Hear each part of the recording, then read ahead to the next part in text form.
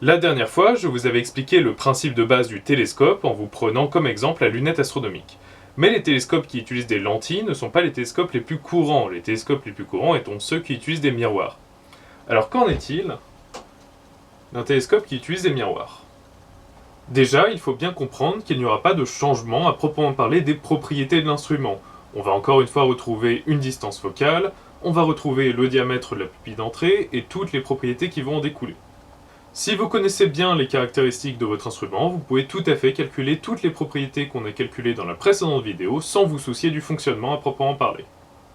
Pour comprendre comment le télescope à miroir va fonctionner, on va encore une fois suivre le chemin de la lumière. Le premier miroir sur lequel la lumière va être réfléchie s'appelle le miroir primaire. Il se trouve au fond du télescope et est généralement une portion de parabole. Encore une fois, on observe une source lointaine, par exemple une planète ou une étoile, et les rayons vont arriver parallèlement entre eux sur le miroir. Une fois arrivés vers le miroir, ils vont être réfléchis sur son foyer. Les rayons viennent de converger au foyer, mais problème, ils se situent sur l'axe optique. Or, on ne va pas pouvoir placer l'oculaire dans ces environs-là pour pouvoir observer, on risquerait de bloquer la lumière en arrivée. Et donc là, on va pouvoir laisser libre cours à notre imagination pour trouver une configuration qui nous arrange. Pour ça, on va utiliser un miroir plan, dit secondaire, qui va réfléchir les rayons dans une direction qui nous arrange.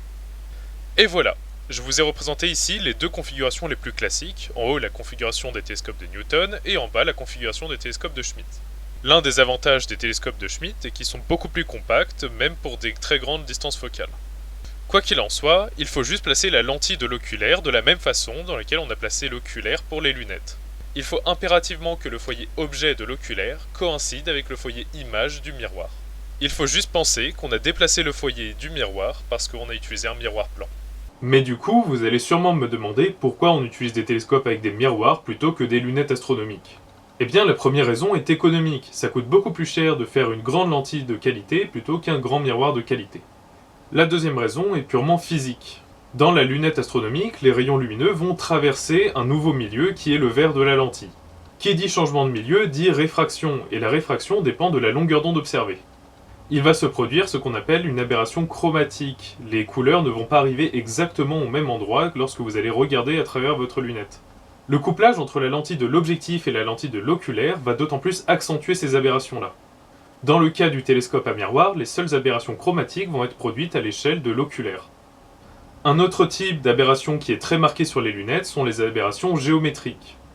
En effet, les propriétés qu'on connaît très bien sur les lentilles fonctionnent dans le cas où les lentilles sont très fines et en plus de ça, tous les rayons sont concentrés sur le centre de la lentille. Or, en pratique, ce n'est pas nécessairement le cas, on ne peut pas faire une lentille extrêmement fine et en plus de ça, les rayons arrivent un peu n'importe où sur l'objectif.